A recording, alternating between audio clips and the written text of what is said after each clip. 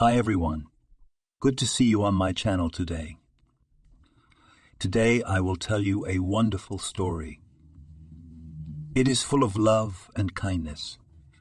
I hope you enjoy it and I wish you an enjoyable viewing experience. Thank you. After dragging an old couch from the dump into the basement, a homeless man lost his mind when he saw what was inside, and it changed his life completely. The inability to say no and lack of determination had always been Billy's weaknesses, and it was strange, for his parents had achieved a lot in life just because they didn't suffer from any of those things. Or maybe it was just because nature had rested on their son. Billy's parents were successful and wealthy people. They had a family business country hotel. Regardless of the season, there were always plenty of people wanting to stay at the hotel, so the couple's business was booming. The business took up almost all of Lucy and Angelica's free time, and as it often happens in such cases, the boy hardly saw his parents. That didn't mean he was on his own. Not at all. Even before school, Billy's life was scheduled not by days, but by hours: English courses, public speaking, computer literacy, swimming pool, fencing, golf. This is not a complete list of courses and sections, where the always busy parents determined their only heir. Billy faithfully went to one course, but more often than not it happened that the guy got bored with him. What's the matter? Angelica was always interested. Well, it's not interesting, the son replied with a martyr's grimace. I see, nonchalantly nodded parent, and then surfed the internet for any new courses. And after a while everything was repeated again. One day, Billy rebelled. Have you ever asked me what I want? Well, I'm not interested in your public speaking and yoga. How? Angelique gasped. But you are the son of respected people in the city. My dad and I want you to be a well-rounded man. Do you understand? All 100 brawn nay. Did you go through all that before you became successful? Billy grinned wryly. I don't have time to socialize with my friends, and they look at me like I'm an idiot. No, look at him. His mother shook her hands. You say you don't have time to hang out with your friends.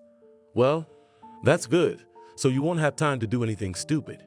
Jack, come on, said something. What can I say? My husband sighed. Our son has grown up to be an ungrateful man. We pay a lot of money for our son to become an interesting, cultured man, and he turns his face away. He's not interested, you see. Have you ever sent what you want? Anyway, that conversation never came to anything. Billy had an ally in his grandmother, Angelica's mother. Grandma Naomi thought that such a large number of sections and other, as she said, crap, simply unthinkable for a teenager. You're just taking away the boy's childhood, Galina Vasilievna repeatedly said, but her words, apparently, were for her daughter and son-in-law an empty sound. And then 7th grader Billy went to extreme measures. One day he didn't come to school. That day, the homeroom teacher didn't pay much attention to his absence. But when Billy didn't show up the next day, Selena called Angelica and asked what was wrong. What do you mean he hasn't shown up for 2 days? She was stunned.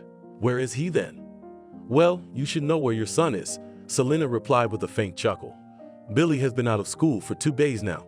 That's what I'm asking you. What happened? You're asking you what's wrong. Angelica exclaimed angrily. You're the class teacher and you get paid for it. Well, you know, Angelica, the class teacher was indignant. With all due respect to you, I would say that you are wrong now. I get money for classroom management and teaching discipline. But what happens outside the school, I'm sorry, is on the shoulders of the parents. Billy left the house and went anywhere but school. Well, how on earth am I supposed to know where your son went?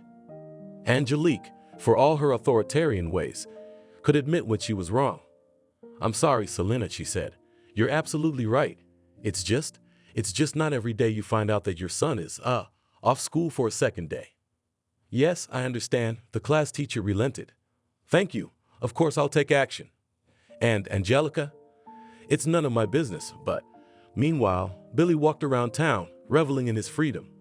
Of course, he knew that when his parents found out, they'd make a big fuss. So what? Billy honestly thought it was worth the gamble. Let them yell. It's no big deal. The main thing is that the ancestors finally realized that he, Billy Shapovalov, will be engaged exclusively in what he is interested in. In the evening, when his parents came home from work, he watched TV. I wonder if Selena has already reported to them. Billy wondered. Probably yes. "Hi," Angelica said, quite friendly. "Hi," replied the son a little warily, perplexed. "Don't they know anything yet? However, Billy, Selena called me today." Well, it's about to start.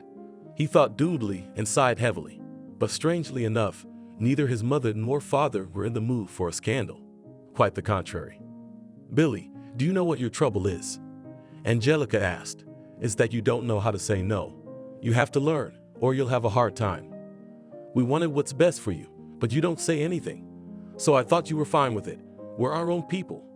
But you'll have a lot of people in your life, and if you let everyone ride on you, you won't last long. You've got to learn to stand your ground." Billy nodded. He also wondered why his mother had talked to him about it, and why his father, instead of giving him a good beating, had chosen to keep silent. He had some thoughts, though. Selena must have brainwashed her mother. She loved it. Billy mentally thanked his class teacher and took his mother's words to heart.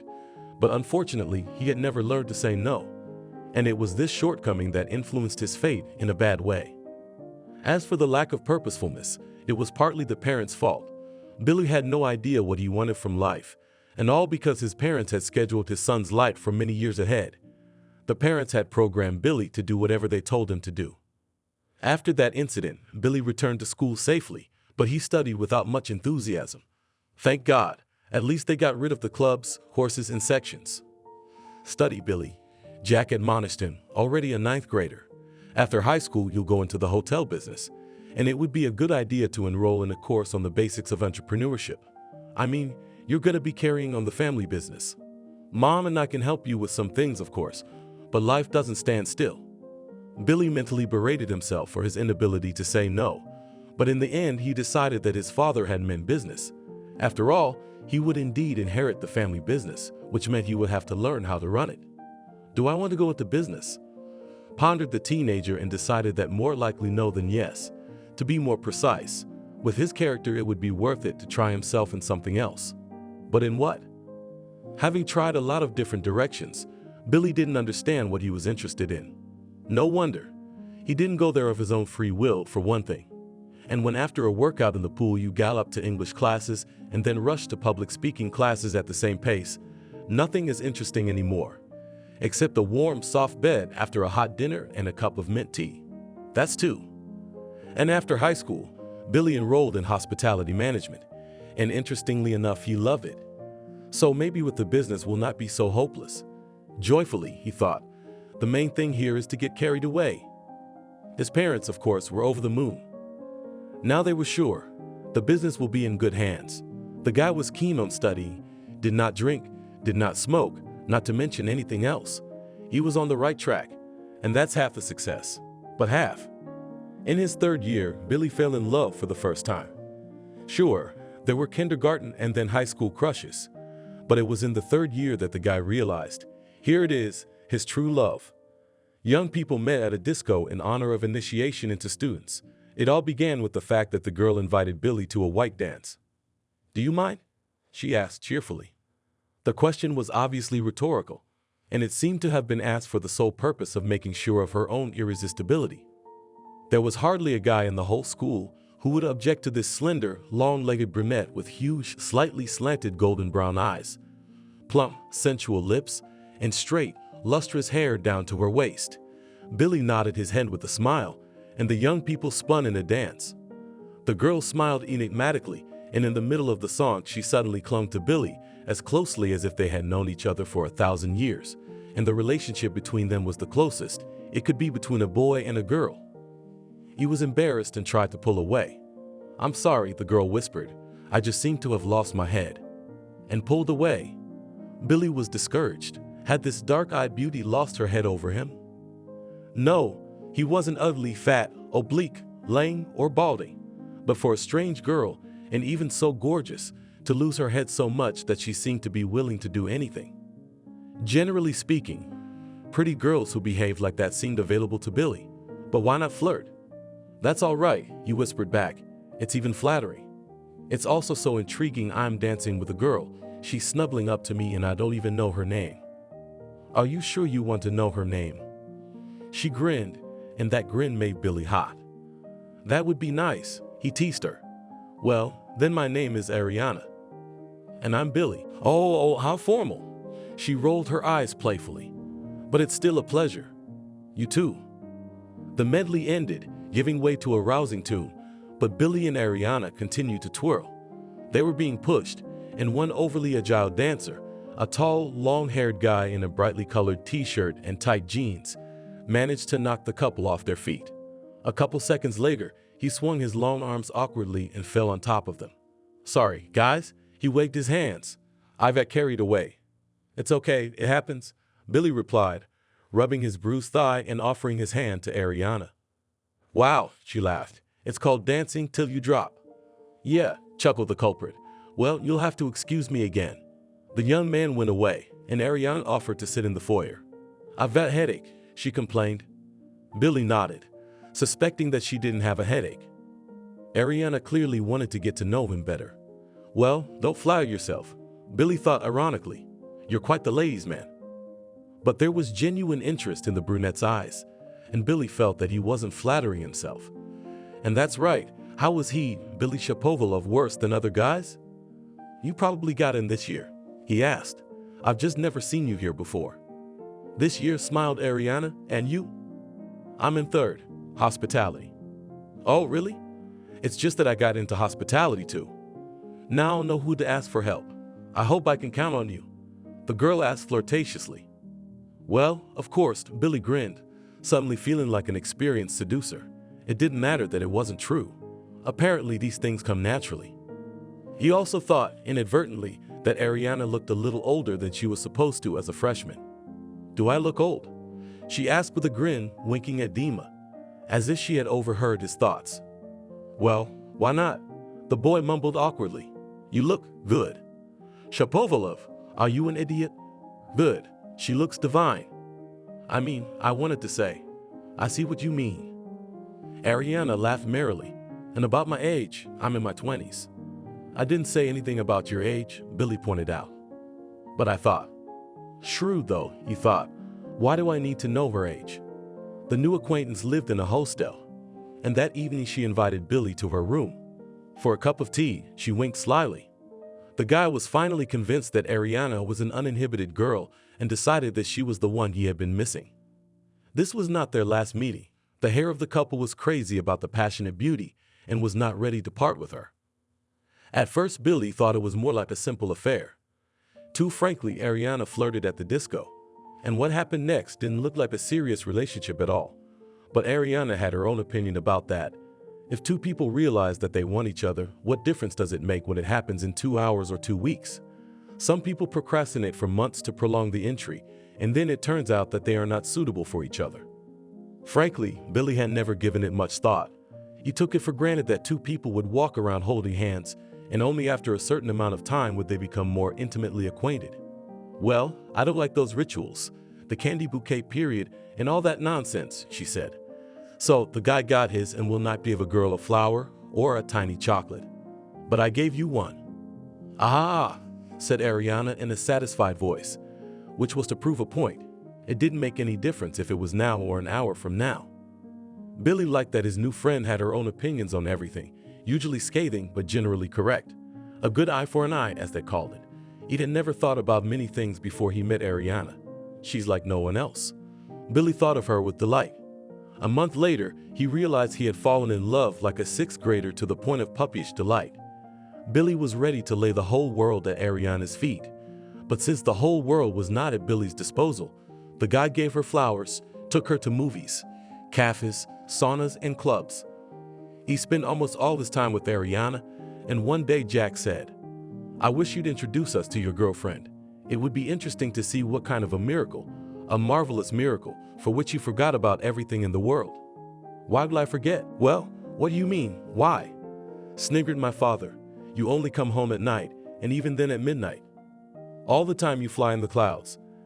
In those rare moments when my mother and I do see you, you're always thinking about something, smiling and looking stupidly silly. How stupid? Very stupid, Jack winked. Ariana, how would you feel about meeting my parents? Are you sure? She rounded her eyes. Well, if I'm suggesting it, I'm sure, Billy laughed. Sweetheart, it's okay. My parents asked me to introduce you to them. What if they don't like me? Honey, the important thing is that I like you, he said cheerfully. And then I'm sure they'll like you. But I don't like them very much, the girl muttered. Ariana, Billy exclaimed. I don't recognize you. Where did your confidence go?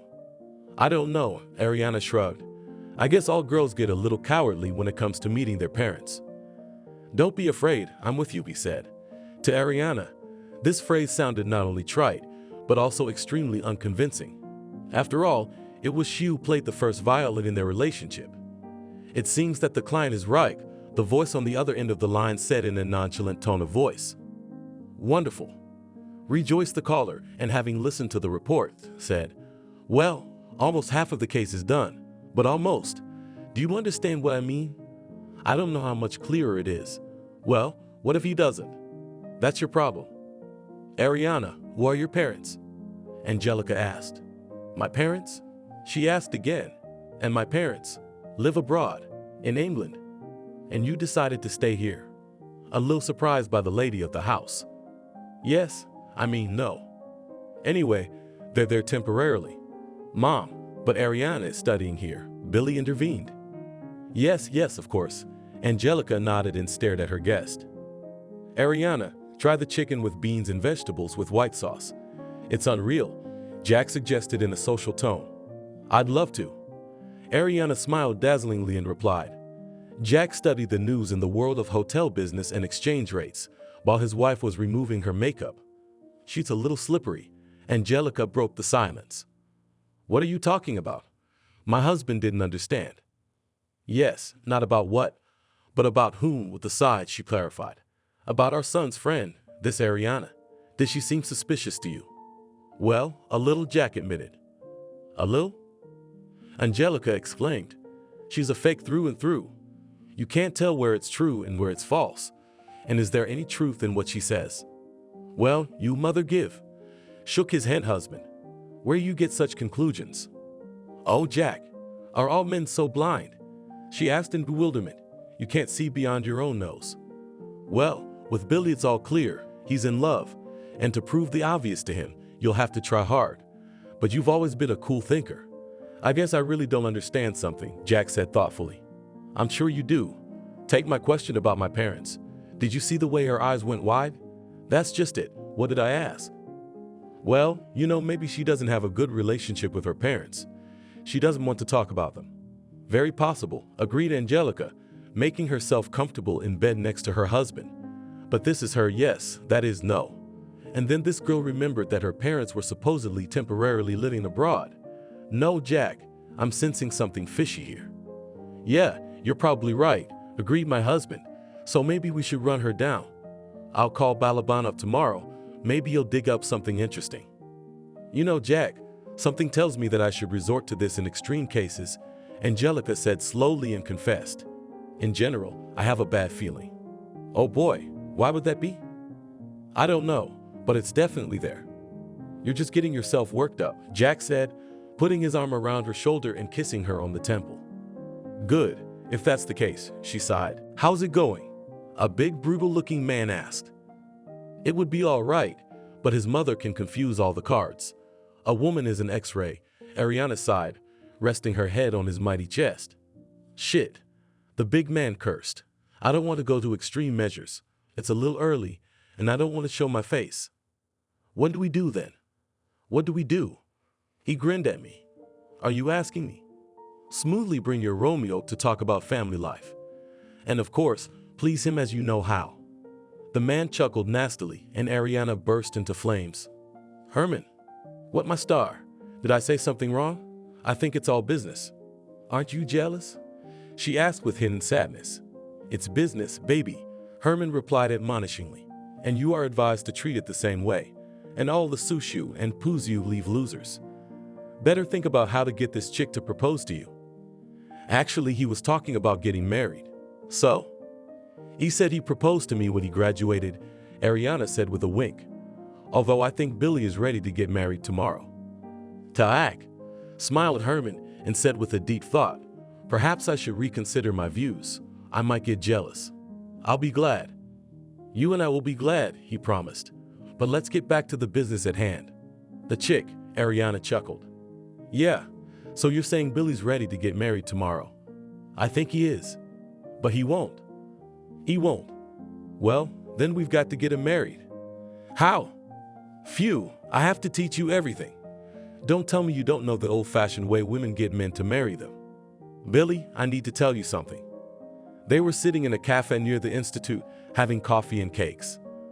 I'm listening to you carefully. Billy smiled. Anyway, shit, I didn't realize it was so hard, Ariana said in a confused voice and lowered her eyes. What's the matter?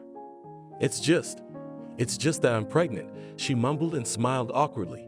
That's just the way it is. Well, what's the problem? Billy smiled encouragingly back. Nothing terrible has happened. My favorite girl is having a baby, and now we're getting married. Married? Ariana asked incredulously. But you said you had to study and get on your feet before you could think about children. Well, I did, he nodded, but circumstances have changed. Anyway, Ariana, marry me? I'm sorry I don't have a ring. Sorry. Does that mean yes? Ariana nodded. So this is something to celebrate, exclaimed the new groom, but her beloved shook her head. Billy, my darling, we'll definitely celebrate everything, but now I'm running off to the dorm. There's a lot to teach tomorrow. You know, first year? I understand, he nodded. Well, my nerd, then I'll walk you up. No need. Ariana shook her head with a smile. I have to run to the library. If you say so, I'm going to order another coffee. I've been up half the night studying, and I'm sleepy. The girl sympathetically stretched out and, pecking Billy on the cheek, left the cafe. And the happy groom headed for the distribution. If he had looked back, he might well have seen Ariana heading in the opposite direction from the dormitory. Herman, congratulate me, solemnly announced the new daughter-in-law of the owners of the country hotel. Billy has proposed to me. I had no doubt about it, he replied, rubbing his hands together happily. Well, that's something to celebrate. What do you think? Are they in cahoots or what? Grinned the maid of honor to herself, but she said aloud, that's a wonderful idea. And what do I mean? Smiled Herman, taking a bottle of expensive champagne, glasses, and a box of chocolates from the bar. He poured the champagne into glasses and said, well, here's to marital happiness. Why are you so sad, bride? You imagined it. Yes? Maybe. But I heard somewhere that brides are usually nervous before the wedding. So she's being lied to. Yes, Ariana said thoughtfully. Yes, nodded Herman. Will you invite me to the wedding? And as what? The bride asked. That's a good question. Well, say, as a godfather. Why? I mean, that's basically what it was. And it was true. Natalie grew up in a dysfunctional family. Since her early childhood, she had seen nothing but filth, stench, drunken parents, fights, foul language, and marginalized people who were a constant presence in their house. Every day there was a new character. The drunken parties usually lasted until the last guest left, that is, until morning, and Natalie didn't get much sleep. It was very hard for her to concentrate in class, and she had difficulty learning the material. It happened that Natalie skipped classes because there was no one to wake her up. The result was 2 years in 5th grade. When Natalie was 12 years old, her father left the world. Before he passed away, Michael, or Mishka Rusty, as he was known for his fiery red mustache, had been drinking for 2 weeks. When valiant police officers and medics found a lot of empty liquor bottles in the house, the district police officer shook his head. It's strange that he didn't move his horses 10 days ago. So much to drink, and judging by the smell, it's a hell of a mixture.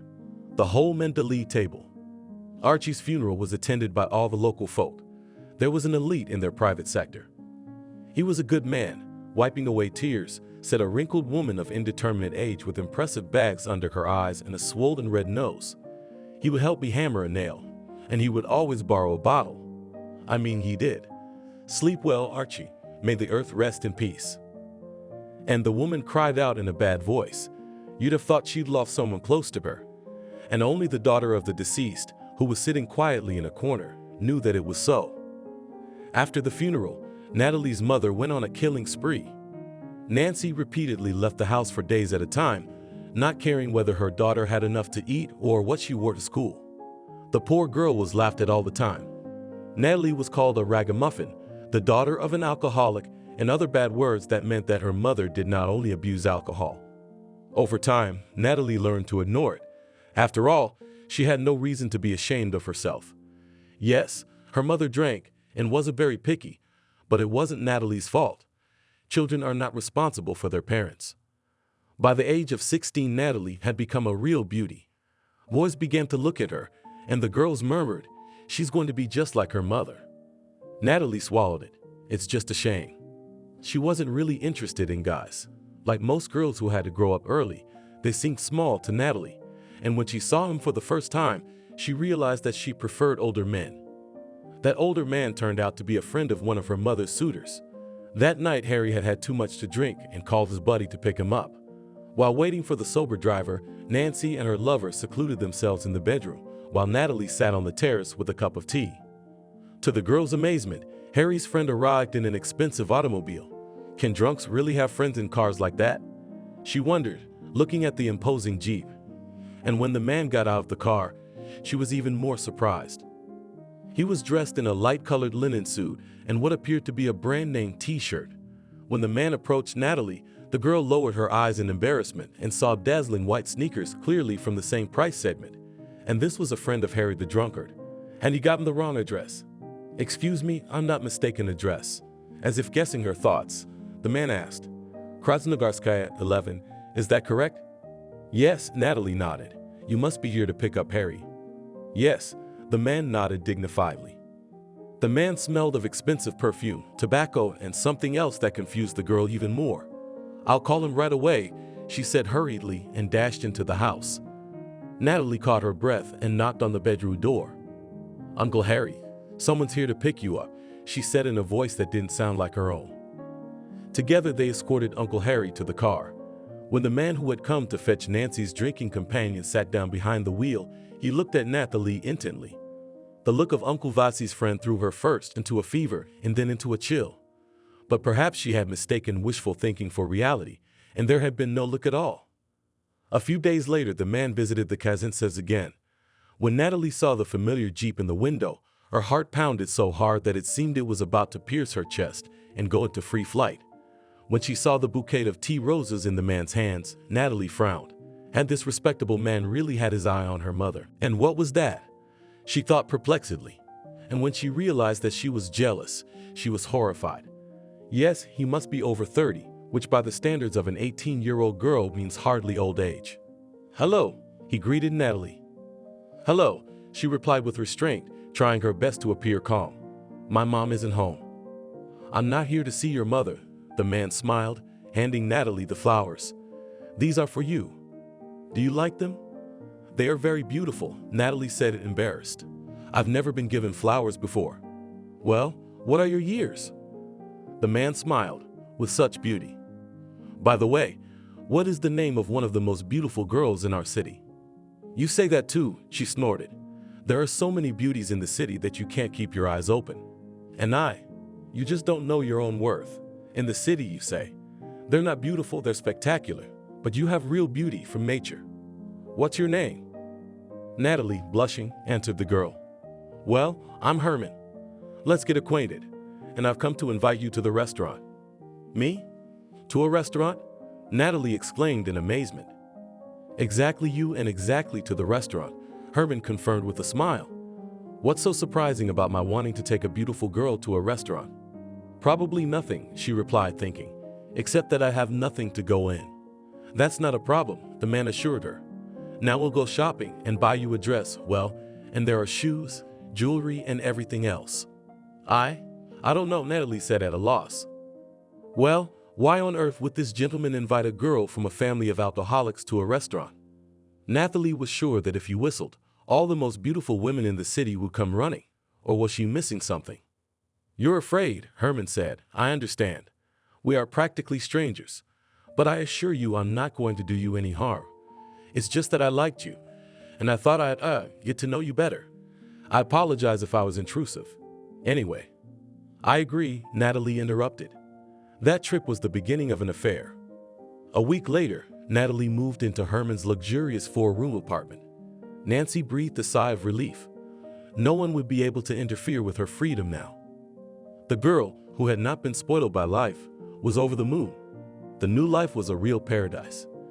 Herman piled Natalie with gifts, took her to restaurants, parties, took her to a week in Spain. In addition, he did not go out, did not drink with his friends, and for a month never once raised his voice at Natalie.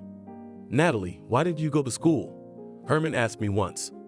"I entered the technical school, but did not pass," shyly replied the girl. "I see," he nodded. "And for whom, if it's no secret?" "A secretary." "Wow. And why exactly I'm a secretary?" "It's not too high," she shrugged her shoulders. The GPA isn't too high." "Uh-huh. Is there no chance of getting into a higher one?" "Not at all," Natalie replied nonchalantly. "I didn't do well in school, and I even had to repeat a year once." "Well, that's all right," said Herman. "If only there was a desire to learn. How about that?" "The desire is there." "Well, that's good. I'll take care of your education. You'll graduate from my institute," he assured me. "Me? Institute? No, I can't." "I say you can. There's nothing unrealistic. You'll see, you and I can do it." You and me. Those words sounded like music to Natalie. She could only dream of such a man, only he didn't ask her to marry him. But she thought it was only a matter of time. Alas, she was wrong. Before Natalie knew it, the second month had passed since she and Herman had been living together. One morning, when Natalie was preparing breakfast for her lover, she received a call from her neighbor Aunt Olga, who was almost the only non-drinking woman in the neighborhood. "Trouble, Natasha," she wailed. "Nancy's gone." "What happened?" Natalie went cold. It turned out that her mother had fallen asleep drunk with a cigarette, causing their ramshackle house to burst into flames like a cardboard box. Talking to a neighbor, Natalie found her hands shaking. The girl couldn't say she loved her mother much. And for what? For not having a normal childhood. For the ridicule Natalie had to endure at her mercy. In that moment, however, she forgave her mother everything. Nancy was gone, and now she would answer for all her sins before God. Herman bore all the expenses of the grief troubles. The fairy tale ended as quickly as it had begun. "Natalie, it's time to pay your debts," he said one day. "What debts?" Natalie furrowed her brow in bewilderment. "Well, what kind of debts? What about beauty salons, shopping, and all the other ladies' things? And finally, seeing your mother off to her final resting place? All of which, as you realize, costs money." "But son, I'm not Mother Teresa or Santa Claus," Herman said nonchalantly. "But you know that I do not have my own money," the girl humiliatingly whispered. "No, you will. But you have a cute face and a cool figure. And in love, you're a real piece of work. And this, I tell you, oh, so much. And if you use it wisely, you're gonna have a beautiful life." "Do you want to get me to a brothel?" she asked in horror. Herman laughed deafeningly. "My doll, where do such thoughts come from? Narrow-minded princess. You are a piece of merchandise, not for drunken amateurs naughty in the sauna. A whole world awaits you, Natalie, a new life and a new name." Natalie stared at her roommate in incomprehension. "Let's go to my office," he said. "This is the ticket to your new life," Herman said, handing her a dark burgundy book, which on closer inspection turned out to be a passport in the name of Ariana Stova. "But it's me," Natalie said confusedly, seeing the girl's face in the photo. "Of course it's you," he confirmed. "From now on you are Ariana Stova. I told you that you are starting a new life, under a new name, and I'm gonna give you a job." "What kind of job?" "Now we're talking business. What should I call your job title, huh? I'll formulate it." "Dan, I can't think of anything." Here it is. Special Assignment Officer. Sounds good to me, doesn't it?" "Maybe Natalie, I mean Ariana," didn't argue as she began to realize what she'd gotten herself into. She was too confused by the word specific. And anyway, what do I mean? Herman rejoiced, ignoring the expression on Natalie's face. "I'm announcing the job description." "No, I can't." The girl shook her head after hearing the job description. According to this, so to speak, document, Ariana was to become a con artist, for which all means are good. And if it was a young and beautiful girl, then she didn't even want to think about it. "You can," Herman said icily.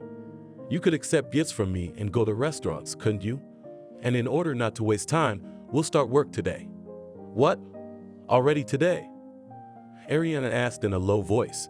She was afraid to imagine what she would have to do. "Why wait?" the employer asked cheerfully. "You start sooner, you learn sooner. And sooner you learn to pay me back faster and become an independent and self-sufficient lady. With an education. Don't worry, I haven't forgotten. The kid said the kid did the kid did the kid did the kid did the kid did the kid did the kid did the kid did the kid did the kid. Besides, I'll give you some of the money in hand. Well, you have to dress up. Take care of yourself. Profession obliges. Herman playfully rubbed the cheek of the girl, and at that moment Ariana realized that she simply had no choice. That's what you ought to do, she self-tortured. Did you think you got everything for pretty eyes? So, go ahead and work it off. Everything has to be paid for, especially pleasure. And now the first task, Herman said in the tone of a strict but kind and fair teacher. Ariana sighed doubtfully and prepared to listen. There is one major in our glorious city, a slacker and a bum, Sankakorov. He began to outline the task. Anthony, the owner of several parking lots in the city, the father of this Anthony was one of the main competitors of Herman. As for the young hustler, his son Anthony, the boy was a lover of venal love. That's where the game was to be played. The fact that Anthony was running for mayor of the city in his biography should be perfect. A son who likes to spend time with a love interest. That's nonsense. Herman's plan was for Anthony to order a call girl who turns out to be Ariana. Herman's men take photos of their playdate, and then it's a matter of technique, in this case blackmail. And if Anthony does not get off the track, the racy photos will fall into the hands of those who should not see them. The result is a scandal with all the consequences. The customer is a serious man, so it's very important not to screw up. Herman finished his briefing. Well, no, I cannot. Ariana shrank. No. After all, my darling, there is no judgment. Herman spread his hands. If you have the opportunity to pay me with a bill or a bank transfer, I'm only in favor. Is there? No, she sighed. Then what's the conversation about? Herman had connections almost everywhere, including among pimps. Korov Jr. was a regular client of all the offices, which meant that Herman had every chance to realize his plan. And so it happened. 3 days after this conversation, Herman received a phone call from a familiar mommy, and the deal took place. And then there was a scam with the wife of the alleged lover of Ariana. The girl showed up at the spouse and said that she met with her husband. And if you do not want those who are not supposed to know about Evan's adventures to know about it, pay 10,000, said Ariana. The woman, unaware that her husband and the blackmailer did not even know each other, instantly paid the sum. As time passed, Ariana felt more confident. She got used to her new name, her new life, her new self. Now it seemed to Ariana that there was no Natalie, no living in the private sector, no death of her parents. There was only Herman and their business. Sometimes Ariana caught herself thinking that she believed the legends she presented to her victims. Did Ariana feel sorry for these people? She had no definite answer to that question. On the one hand, yes, when Ariana talked nonsense with an honest expression on her face, she felt bad. Take it easy on everything, Herman advised. Think about the fact that some people have everything and others have nothing. Some life itself presents everything on a plate, and some have to work with elbows and constantly solve problems. You think I've always lived like this? No, you haven't. I'm an orphan, Ariana. You never told me about it. I didn't have a reason to, so I didn't tell you, he shrugged. Now I'm telling you. Ariana was shocked. She had always thought that the employer's roommate was a guy from a wealthy family. Surprisingly, but after Herman revealed to Ariana this part of his biography, he became closer to her. By the way, a close relationship still took place, but Herman and Ariana became more like good buddies to each other. And only in the depths of her soul, somewhere at the very bottom of the splash of love. And so 2 years passed. So, Ariana, remember what I said about your education? Frankly, she'd forgotten all about it. Moreover, Ariana now had a very low opinion of herself as a student. I remember, she nodded. So, I think it's a good time to think about education. Besides, you're going to have to make the best of it, sweetie. How's that? Ariana asked. It's like this. There's a guy at the Polytechnic, Billy. He's learning the hotel business, and for good reason. His parents own a country hotel. And you, my princess, are going to marry him. What? She's astonished. I thought I made myself clear. You must marry him. But why?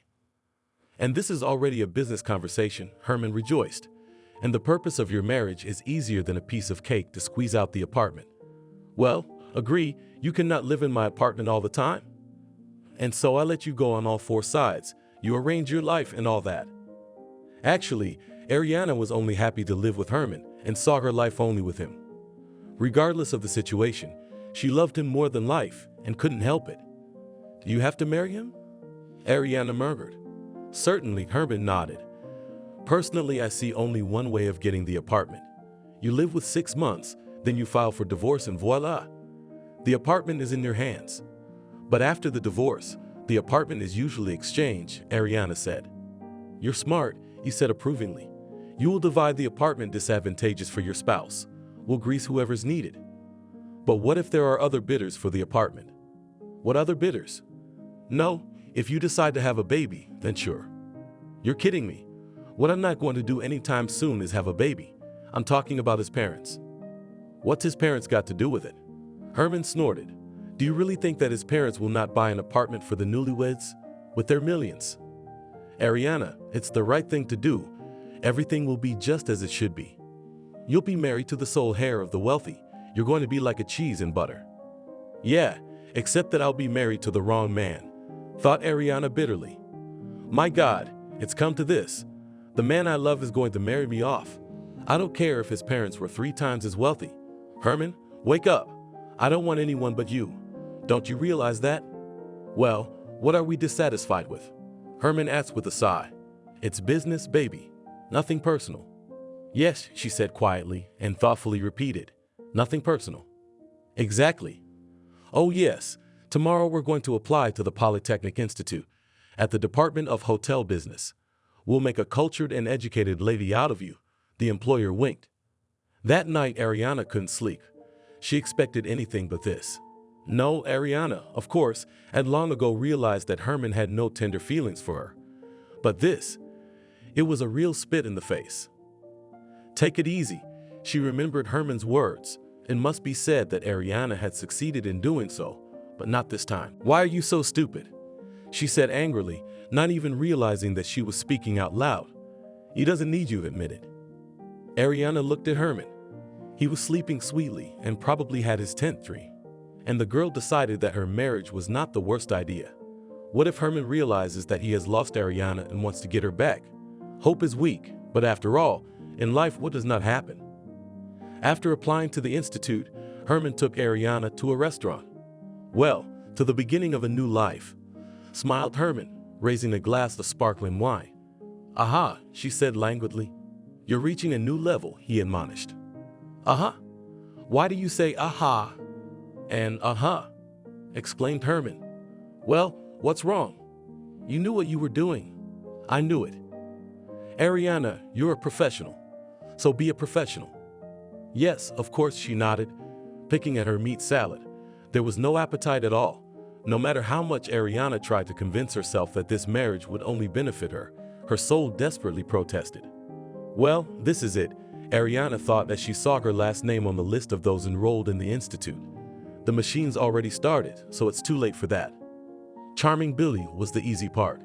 He's obviously inexperienced, Ariana thought. If he's ever had a girlfriend, he doesn't have much to brag about. Ariana suddenly felt like a femme fatale, and everything went off like clockwork. But the marriage proposal hadn't worked out yet, and no wonder. After all, Billy was still a student and therefore could not offer his potential wife anything. You're great, Ariana, he said. It's so nice to be with you, so peaceful. Honestly, I'd marry you today. But first the institute and then everything else. In general, this was to be expected, but Herman demanded immediate results. They had to use the heavy artillery of a non-existent pregnancy. Ariana was disgusted. But where could she go? The amount of debt was too high. She thought of not filing for divorce and living with Billy, but Herman wasn't to be trifled with. 6 months, no more, he said as he said it, letting Ariana know that the trick wouldn't work. And she had grown attached to Dima. From time to time, Ariana even felt a little sorry for him. After all, in fact, the only heir to the Shapovalov's fortune was still a child. Heifer, Herman said contemptuously of him, and in general, he was not far from the truth. But Ariana was not pleased. The feeling she had for Billy was like a mother's. And what mother would like it when someone spoke ill of her child? Besides, the girls at the institute were jealous of Ariana. If they'd known, As for her feelings for Herman, they, to her deepest regret, remained the same. However, the idea that the beloved may realize who lost firmly lodged in her head. The main thing was that the news that Ariana was pregnant would lead to a logical conclusion. Though, of course, closure was out of the question. After all, it was only the beginning. When Ariana had informed Dima of the pregnancy, she had felt like the ultimate asshole. Although he said that now he prioritized his studies, he wasn't going to walk away from responsibility. But how would Billy's parents feel about it? He'd assured her that everything would be fine, but Ariana, unlike her fiancé, had no illusions. And she was right. You proposed to her. Angelique was outraged. Are you crazy? Since when has the willingness to take responsibility become a sign of insanity? Asked the son with a mocking grin. Ariana is pregnant, and as a private man I am obliged to marry her. What's wrong? Everything is wrong. Cut off the mother. This Ariana is not our kind of girl. Well, you know, mother, we're not of the Earl's class either. And besides, what's wrong with Ariana? She's beautiful, she's studying, she's thinking about her future. I can see how she thinks. Angelique grinned. This person slept and saw how to marry a sucker like you. But you don't know her at all, said Billy. You've only seen her once, and you can't draw such conclusions. Admit it, you're just jealous. Maybe, Angelica admitted. She couldn't help but admit that she was. But that's not the point. She's kind of shady and acting suspiciously. Personally, I haven't noticed anything like that. Of course you haven't, said her mother sarcastically. You're in love, and that's the whole point. Oh, Billy, I don't want to talk about it anymore. In time you'll see that I'm right. Mom, no matter what you say now, I'm still going to marry Ariana, Billy said with an uncommon firmness. After all, I'm an adult. You're the one who taught me to stand my ground, so your lesson didn't go to waste. When did he grow up? Thought Angelica, who had only seen an indecisive guy before. This guy didn't know what he wanted out of life. Now he seemed to know, and he's also learned to insist. Do what you want. Angelica waved her hand. Don't say you weren't warned. All right, I won't, Billy promised. And another thing, I want it to be human, so that later there will be no talk that the Shapovalovs are hiding the wedding of their only son. We'll have an engagement party where our business partners will be invited. In Billy's opinion, it was prejudice. Who cared about his wedding? But he didn't argue. The people, as you understand, are respectable and respectable, his mother continued, so let your Ariana dress more respectable. No cleavage and no slits up to her navel. I don't want to embarrass my future daughter-in-law. That's a little over the top. Mother clearly wanted to humiliate Ariana. Ariana's taste was nothing to be trifled with, but Billy preferred not to be provoked. For better or worse, he and his mother had a deal. So was it worth teasing the geese? All right, Billy nodded. Well, if it's good, you can apply tomorrow. And Saturday is the engagement party. Angelica announced her plans and then, remembering, added, Oh yes, the bride's parents must be present. Ariana took one last look in the mirror and was pleased with her reflection. She had never looked so beautiful. 3 hours in the salon had not been wasted, and the masseur, hairdresser, and makeup artist had done their best. The outfit was also above all praise and fully met the requirements of the future mother-in-law. A strict evening dress fit Ariana's luxurious figure, but at the same time did not reveal anything superfluous. Her breasts were covered, but everyone could notice her beautiful collarbones. A gorgeous golden tan, obtained in the best tanning salon in the city, perfectly harmonized with the makeup in nude colors. Upon seeing the bride, Billy opened his mouth. Those daughters of my parents' business partners are as far away from my Ariana as heaven, he thought proudly. She has natural beauty, unlike those silicone geese with their hair and eyelashes. Billy didn't think to tell Ariana what his mother had said about how she should dress. In the first place, he was afraid of offending, and secondly, he knew that the bride would not make a fool of herself. Vulgarity and tastelessness are not Ariana's thing. Ariana, you are charming, Jack said gallantly, kissing the girl's hand. Thank you for the compliment, she murmured. Ariana grinned to herself, noticing Angelica's unkind look. The future mother-in-law had obviously expected her to dress vulgarly, but she had the wrong girl. It must be said that the male half of the invitees did not take their eyes off Ariana. The ladies present frowned while she cheered. You think you have the whole world in your pocket. thought Ariana about the wives of businessmen and business ladies. No way, no matter how much plastic surgery you do, you can't lose years. At that moment, Ariana felt like a queen. Thoughts about Herman retreated not even to the second, but unknown to the unknown. And the girl for the last few days thought that everything is not so bad. How many girls dream of being in her place? That's just it. Ariana, your parents didn't even come to your daughter's engagement party, Angelica asked in a pretend sympathetic tone. No, they didn't, she replied. They have a lot of work to do. That's how, the landlady nodded ostensibly understandingly. But I hope they'll be at the wedding. Yes, of course, Ariana nodded politely, wondering where she would get her parents. That's fine, Jack intervened. Let's drink to our future family. That's a great idea, exclaimed the wife. How was the engagement?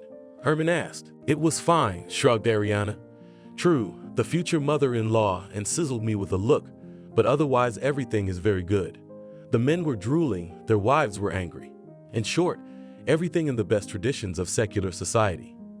There will be more to come, smiled the benefactor. There's more to come, she sighed. Herman, there's a little problem. I'm all ears. Billy's mother keeps talking about my parents. The first time we met, she asked who they were and what they did. Well, what about you? Said they live overseas, have a business there. Right, nodded Herman approvingly. Then what's the problem? Yes, Angelica asked me so meticulously about my parents that I wondered if she suspected something. And then today she asked me about them again. Like, I hope my parents will be at the wedding. Herman said thoughtfully.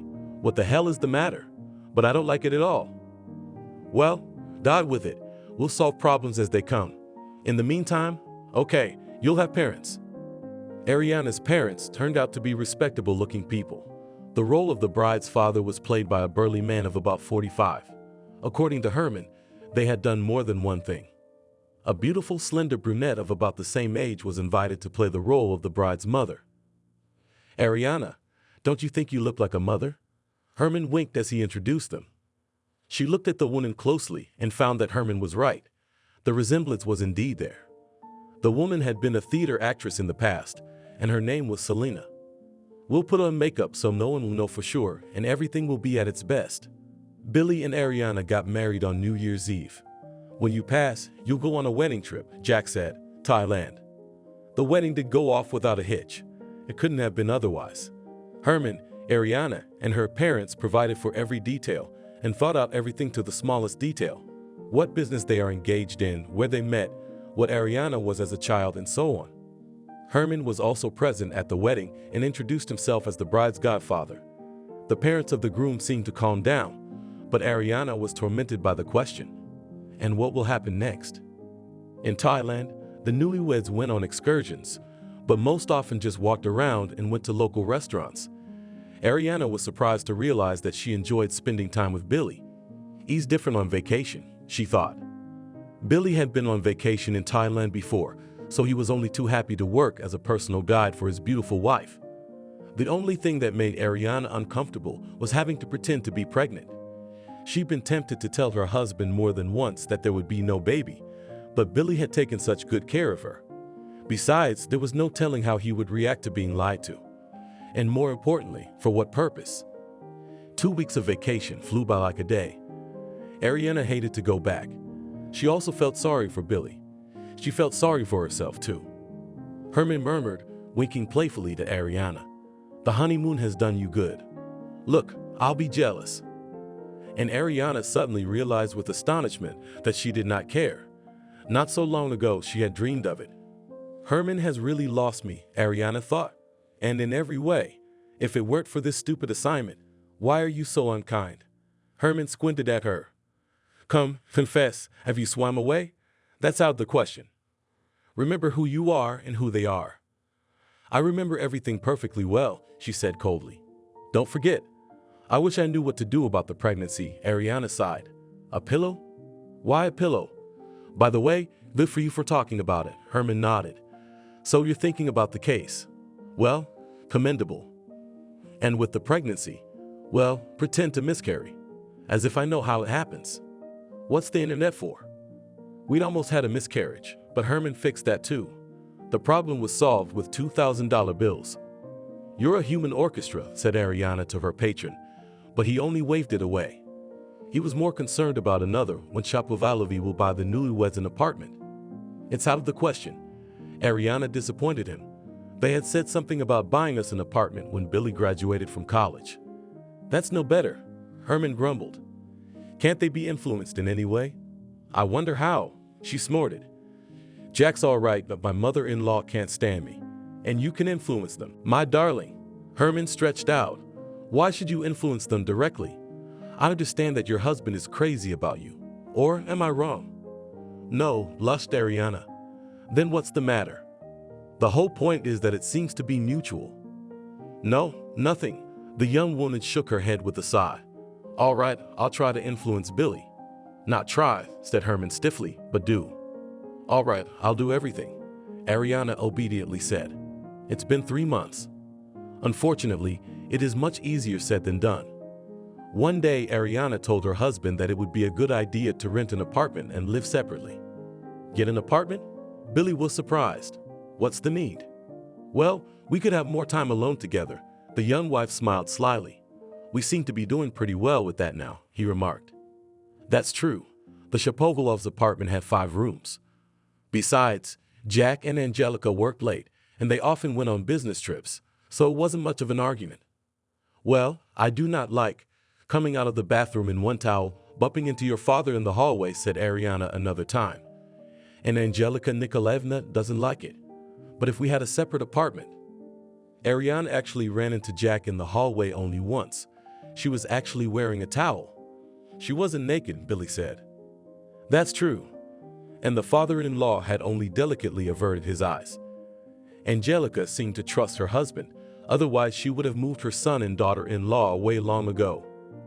In short, Ariana was forced to admit that this argument was also no good. "Here, just bear with me for a couple of years, and you and I will have our own apartment," Billy exhorted her. Her parents promised, "And renting it, you must admit, is not an option. You and I are still studying. We have no money for rented accommodation. I don't want to ask my parents." "You're right," Ariana thought sadly, "but you have no idea who you're dealing with." She wanted to howl with longing and hopelessness.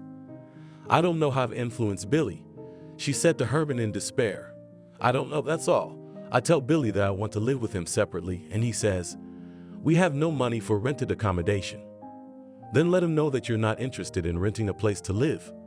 "Well, not even better," exclaimed Ariana. "And how do you envision it?" "Honey, let your parents buy us an apartment." "Well, don't you think it's crazy?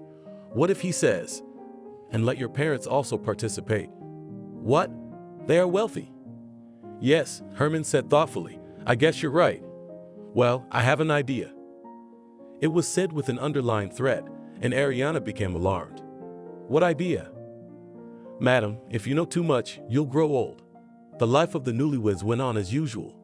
Jack and Angelica had gotten used to their daughter-in-law, and relations between them were slowly but surely getting better. Ariana's parents allegedly went back abroad, but before the departure, came to Shapovalov's. The first time, Angelica kindly invited them to dinner. Mrs. Shapovalova, who had long dreamed of going international, transparently hinted at joint business. "We will think about it," Mickey promised with dignity. The second visit was made in connection with the arrival of the young from a wedding trip. "My new life consists of a lot of lies," Ariana concluded sadly. "I can't wait to get out of this." But something told her that it wouldn't end well. Her intuition did not deceive her. "So, my children," Angelica announced at breakfast, "tomorrow we leave for a month's vacation. So you'll be the masters of this place for a month." "Where are you skiing to?" Billy wondered. "Montenegro." That's fun." "Yeah," smiled his mother. "It's been 2 years of hard work." The next day, as Billy sat in the library, his phone rang. It was his father. "Yes, Dad?" "Hello, how may I address you?" A strange male voice asked him. "I'm Billy," he replied coldly. It was clear that something terrible had happened to his parents. "Are you the son of Lucy and Angelica Shapovalov?" The voice clarified. "Yes, that's right." "Billy, this is Police Major Gobb speaking to you. I'm sorry, but your parents were killed in a traffic accident. I'm so sorry for your loss." Billy was terrified and couldn't say a word, and Major Mukin asked, "Billy, Could you come to the identification? Yes, of course, he said doomly. Come where? Write down the address. Ariana cried when she heard about the death of her husband's parents. She couldn't believe it. And not only that, the young woman was afraid to think about it, but it was obvious. Okay, I have an idea. Herman's voice haunted Ariana everywhere at home, at the institute, at the morgue where she volunteered to go with the grief-stricken Dima, and at the cemetery. Yes, he is a terrible man, she thought, and this man I loved? And how could I be better than him? If Billy hadn't met me, his parents would still be alive. No, if I hadn't met that monster, I should have run away from him. Anywhere to get away from him. After the wake, Billy told Ariana about his childhood, about how he didn't go to school in protest, and her heart broke with pity. She had never imagined it would end so horribly. At times, Ariana felt hope that she was wrong. After all, there are coincidences. And 3 days later, Herman called. Come, he said. There is a conversation. All right, I'll be there in an hour, sighed Ariana, and with a sinking heart she thought, well, now I'll know for sure. Billy, I'm going grocery shopping, she said to her husband. The refrigerator's a mess. Billy nodded and continued to pretend to watch TV. Ariana put on jeans, a turtleneck, a light quilted jacket, and took her purse from the shelf and left the apartment. Ariana, honestly, it's written all over your face, Herman said with a chuckle. Yes, I did it. Not by myself, of course. You were interested, weren't you? You're such a bastard. Ariana shook her head. Now, easy, he grumbled. Have you forgotten the hole I pulled you out of? You might not get out of here for saying that. Unless they carry you out of here under the cover of night. I don't care anymore. I got nothing to lose. You're probably right, Herman nodded. But don't expect to get off so easily, my brave one. Well, think of it. What good will your untimely death do me? Except to get my hands dirty. No, it's time to go to Plan B, fine. I'll help you complete your mission, and you're free to go. What's the plan? I can't hear the enthusiasm in your voice. He scolded Ariana and outlined the plan. And to waste no time, tomorrow we'll begin the implementation of my plan, said Herman cheerfully. I dare not delay you any longer. As Ariana walked gloomily home, she thought, shall I tell Billy about it? And then I'll see what happens. Billy, of course, will hate me. Perhaps he will want to divorce me. By the way, that's an option. Herman needs a divorce. Yeah, but I don't want to take away Billy's apartment and business. Besides, it's his parents' apartment, not a marital one. What the hell is a divorce? The young woman's thoughts bounced back and forth, but nothing good came to mind. Ariana knew that Herman had the means to mess things up in such a way that the apartment would eventually be exchanged. And if she warned her husband about it, she'd be in trouble. They'd take her away to some woods and call it a day. Let it go as it goes, Ariana summed up. What can be said, it was not in her position to make any sudden moves. Ariana went to the store and after buying bread, milk, potatoes, and chicken fillets, went up to the apartment. It was quiet in there. Billy had fallen asleep in front of the TV with the remote in his hand. Poor little guy, she thought sympathetically, has no idea what's in store for him. For a second, she thought about telling Billy. Who knows, maybe the two of them could work something out. But fear was stronger.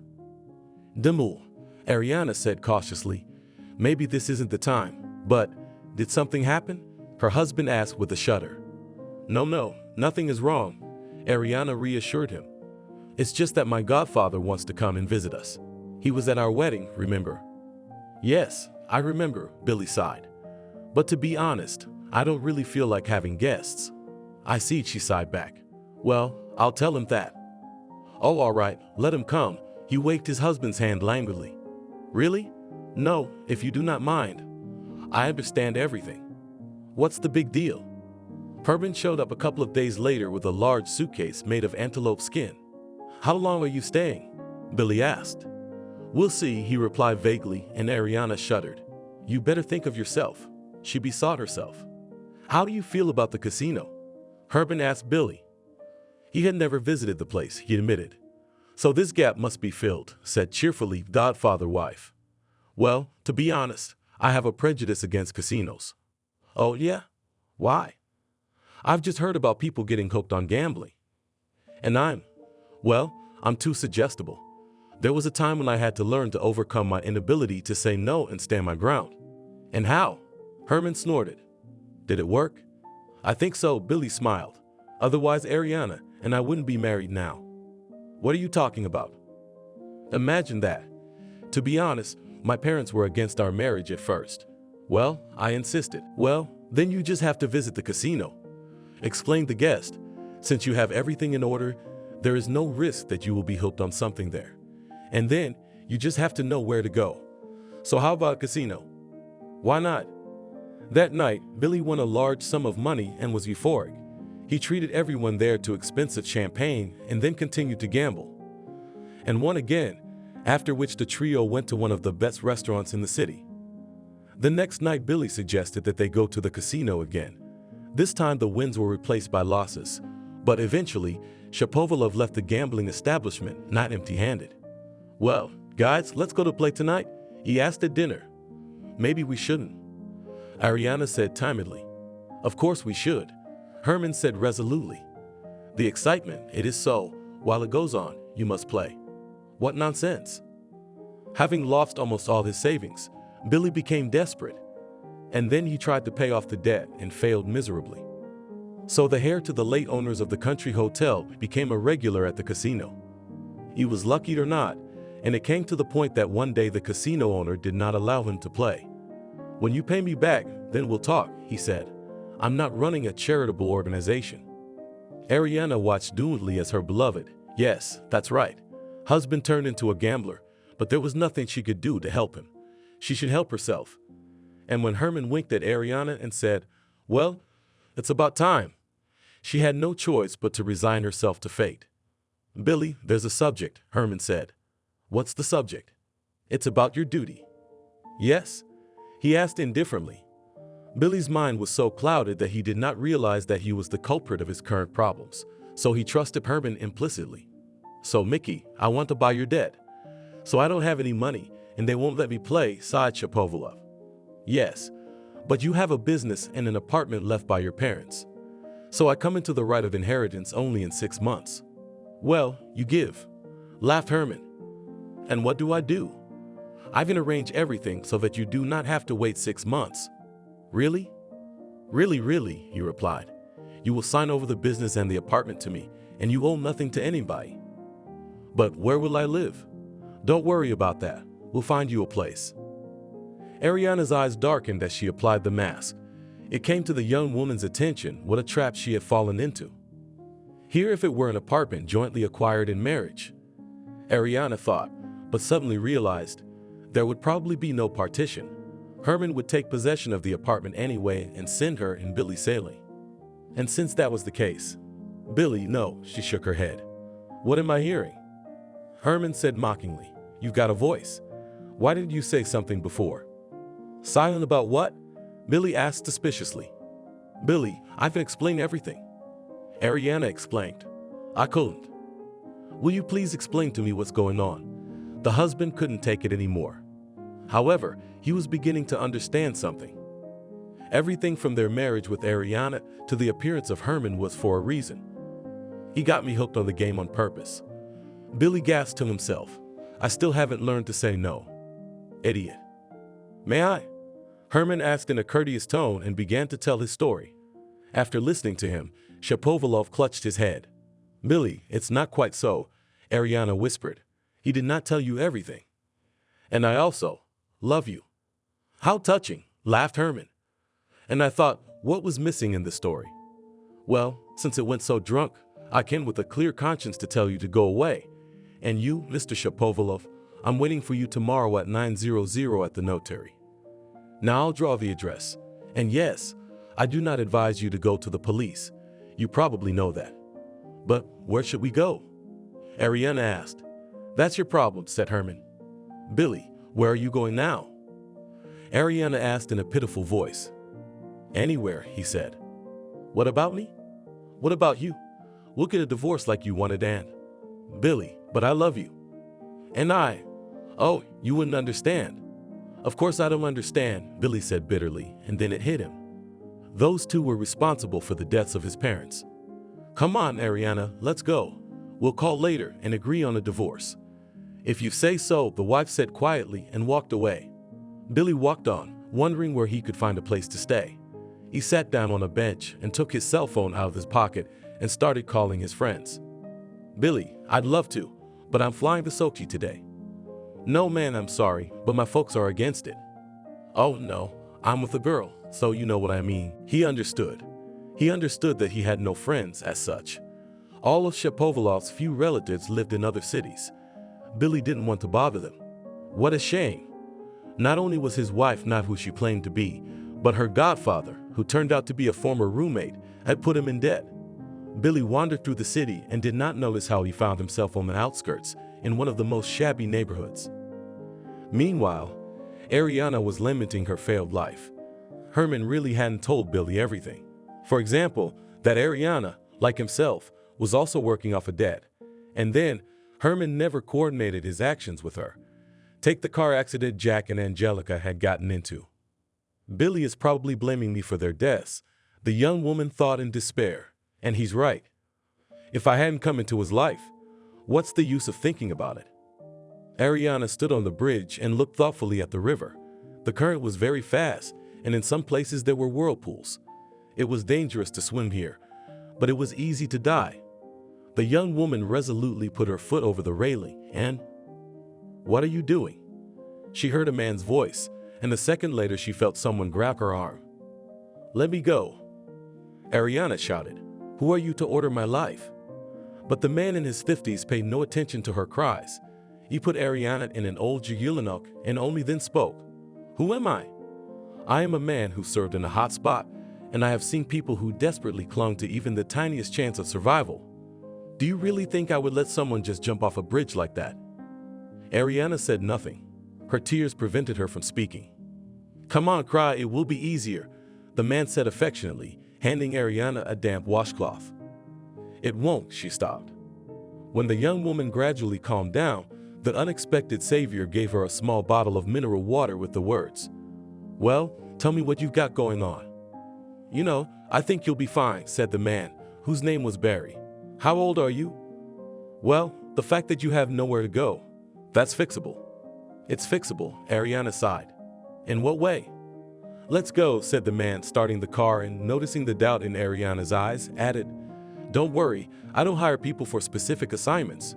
Although, from what angle you look at it, let's go, you'll see for yourself." They drove up to a small hospital, immersed in greenery, which was beginning to blossom.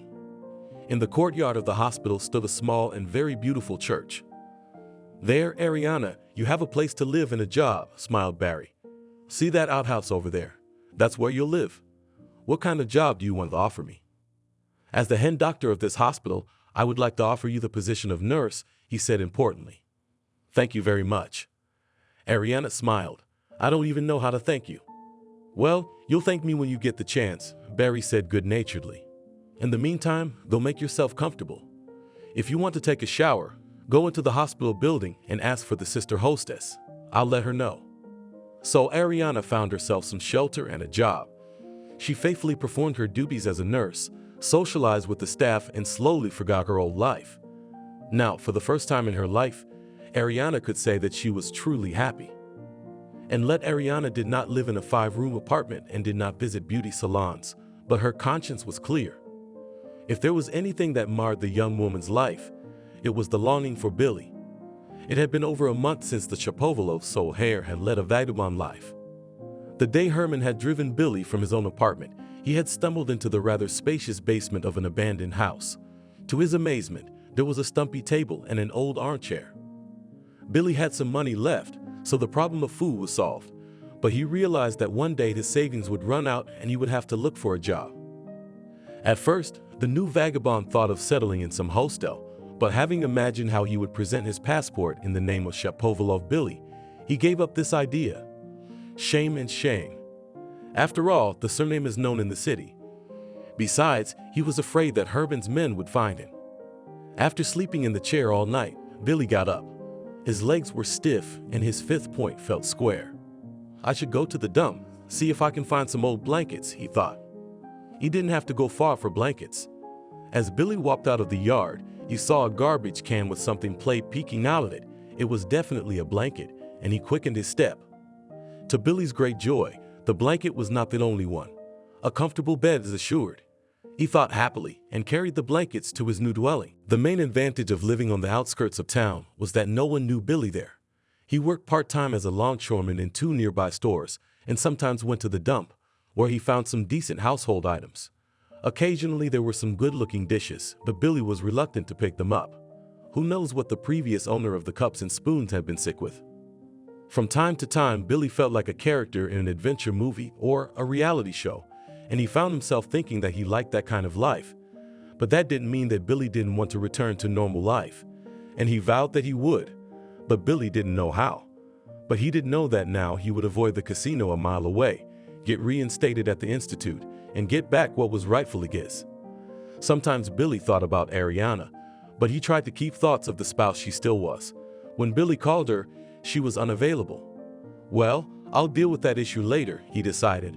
After all, Ariana's not a needle, she'll be found. One day, during another foray into the dump, Shapovalov stumbled upon an old, shabby, but quite good leather sofa. Fortunately, the dump was not too far from the basement, so Billy had no trouble transporting the sofa to his dwelling. As the young drifter caught his breath, the thought occurred to him, maybe there's some bedding inside the couch. But what Billy saw inside the couch almost made him lose his senses. It was a suitcase full of large bills, in dollars. Billy pulled out the money and his hands trembled. He counted 100 wads, and when Shapovalov began to count them, he couldn't hold back a sigh of disappointment. They were dolls. Only the upper and lower $1,000 bills were real. After all, 200,000 isn't bad either, Billy thought. That's enough for a lawyer to help me deal with the inheritance. There's got to be something I can do about that Herman. Billy did not go to a notary public. It was clear that he would be dealt with later, and he, Billy, had to survive. A couple of days later, there was a knock on the cellar. Who could it be? Thought Billy, wincing with fear, and decided not to open. But the knocking became more and more insistent. "Open up, police," came a stern male voice. "This is the last thing we need." At the door stood 2 men who looked less like policemen than anything else in the world. One of them, a lean, golden-toothed man in his 30s, dressed in a tracksuit, spoke swaggeringly. "Hello," Shapovalov answered confusedly. "Listen, brother, it seems that you took something that does not belong to you," said another type, short, full, and also in a tracksuit. "You better get it back nicely." "Took what?" Billy asked. "Stop it," shouted the first one, and he punched him in the stomach and pushed him. A sharp pain pierced his whole body, and Billy lost consciousness. The last thing the son of the late rich man remembered was the blood on his hand, which he involuntarily brought to his face. Jack and Angelica smiled at their son and waved, and then the parents dissolved into the darkness and disappeared. "No," whispered Billy. "Mom, Dad, don't go." He woke up. He heard a woman's voice that sounded painfully familiar. "Wow, with such a serious wound," said a surprised male voice. "I thought he wasn't going to make it." Billy slowly opened his eyes. His consciousness was still clouded by the anesthesia, and he seriously thought he had entered the next world. Where else would he meet his parents? "Ariana?" Billy whispered. "Did you die too?" "No, Billy," his wife replied with a smile, wiping his forehead with a damp cloth. "I'm still alive.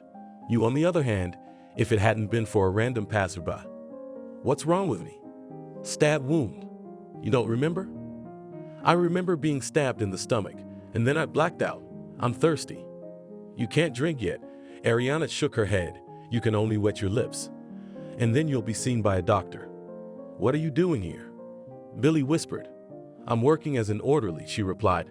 "But let's talk about that later. You can't talk too much." "I won't survive if anything happens to you," the young woman mentally added. When Billy was taken to the hospital, Ariana was mopping the hallway floor. "Another homeless guy," Nurse Anna said with a sigh. "Whenever I'm on shift, it's always a bum. First of all, this is a person who needs our help. A knife wound is not a joke." Barry, who was nearby, said sternly, "So, dear colleagues, hurry up, and don't let me hear it again." "He's not such a bum," announced the Dr. Tony, after examining the patient. "He has a passport. So who do we have here?" "Billy Shapovalov." Hearing this name, Ariana ran up to the new arrival. "This overgrown homeless man of indeterminate age is her husband?" What had brought him to this state?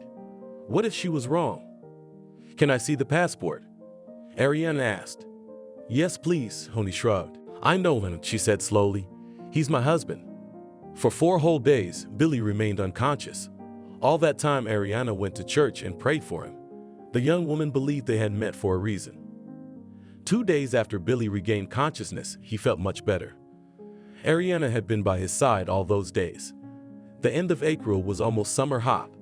The couple sat in the hospital garden and enjoyed breathing in the enchanting spring fragrance. "Billy, I really couldn't have warned you at the time," the young woman said one day about something that had been tormenting her. "I was doing my duty, just like you." And then Herman. "Shoo." With a smile, her husband soothed her and stroked her cheek. "It's all right. Let's forget about it like a terrible dream. But it's a pity about the money." "What money?"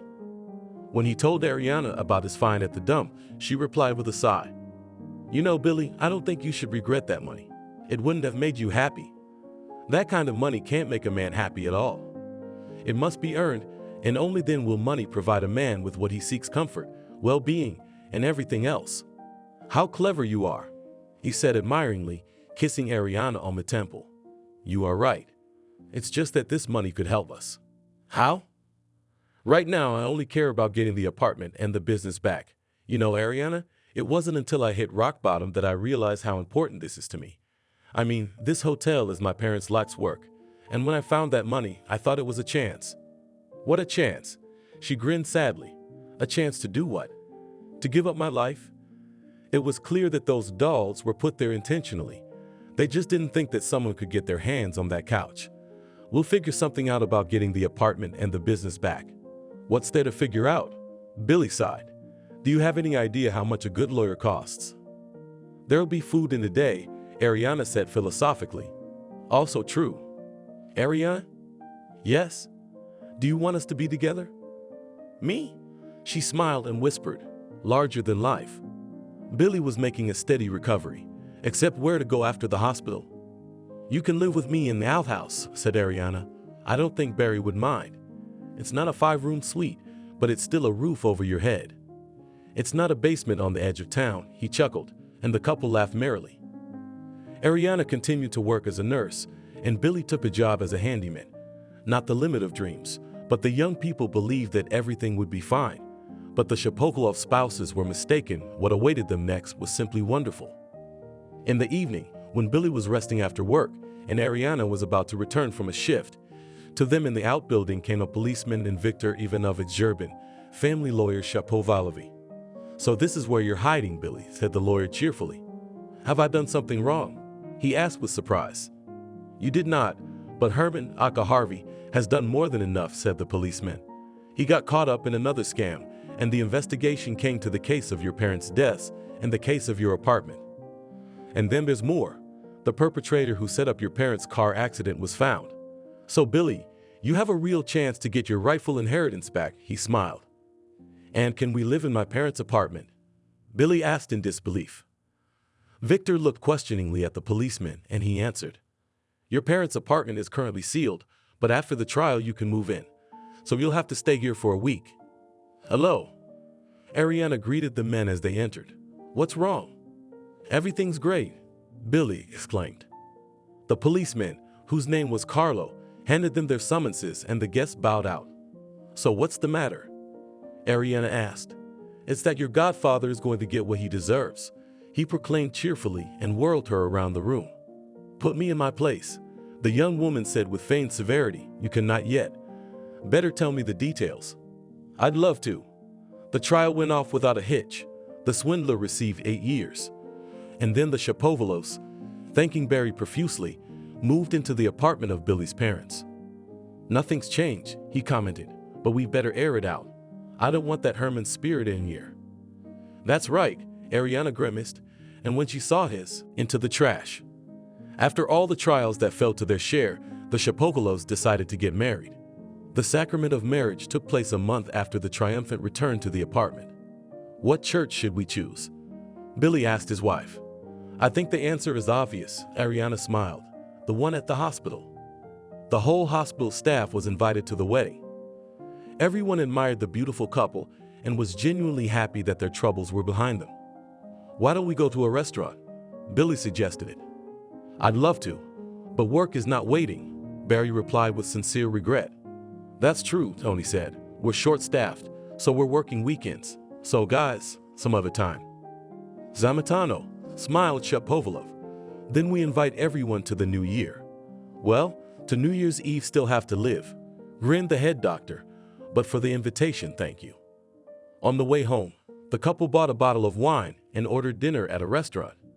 Billy and Ariana sat on the loggia, looking at each other fondly, savoring the tart pomegranate wine. "I look at the stars and remember my parents," Billy confided to his wife. "So do I," she replied with a sigh. "My parents' deaths were not dignified, but they were not my parents." Ariana had told him about her real parents in the hospital, and it had brought them closer together. It could be otherwise. After all, there were no secrets between them now. "I think both my parents and your parents are looking down on us from heaven and rejoicing," Billy said, taking his wife's hand in his. Ariana looked at her husband gratefully, and tears of happiness glistened in her eyes. Billy had inherited the inheritance, had been reinstated at the institute, and now he was combining his studies and work. In addition to an apartment and a country hotel, his parents left the young couple a substantial sum of money, and there was no need to work at the hospital. The couple often visited Barry and the other staff members, who were always happy to see them. Ariana was also planning to reinstate herself at the institute, but it looked like that would have to wait. "An incomplete course," the dean said. "So I can't help you." The young woman was upset, but after a few days she learned that there was nothing to grieve about. "We're going to have a baby," said Ariana to Billy, who was not sitting at the lecture. "Ariana, it's true," he shouted, forgetting where he was. The professor looked disapprovingly at the student Shapovalov, and Billy smiled disarmingly. "I'm sorry, Sam," he said. "It's just that I just found out I'm going to be a father." "Well, congratulations," the professor smiled involuntarily back. "But please keep your voice down." All right, Billy assured him. Everything that had happened to him had completely changed his life. From that moment on, Billy felt really grown up and strong. A long time ago, his grandmother had said that all trials are given to a person for a reason. At that time, Billy, because of his young age, had not understood anything. But now he, a 20-year-old man, realized that he and Ariana had to go through what they had gone through. Otherwise, they wouldn't have realized they needed each other. "No," Billy thought with an obscenely happy smile, barely catching what the professor was saying. "Not just need each other, we're made for each other." The story of their acquaintance could not be called romantic, and everything that happened next was more like a scary fairy tale. So what? But now everything is fine with them. After all, it is not without reason, they say. The harder it rains, the brighter the sun will shine. 8 months later, a bundle of pink helium balloons soared into the sky, and people standing in the courtyard of the maternity hospital shouted, "Yay, for happiness. May she grow up healthy." Billy held his newborn daughter in his arms and felt like the king of the world. And Ariana, holding a giant bouquet of roses, smiled and felt like the happiest and most beloved woman in the world. "Come to us again," the midwife said with a smile. The woman, who had delivered hundreds of babies, spoke familiar, memorized words, but the Shapovalovs seemed that these words were addressed exclusively to them. "We will," said the young father, "and we will do it more than once." "Really, my love?" "Of course," smiled Ariana. And the employee of the maternity hospital in her turn thought that these two would really come here more than once. Thank you for watching this video to the end. Subscribe to the channel. Like it, write comments if you like the story, and see you on the channel.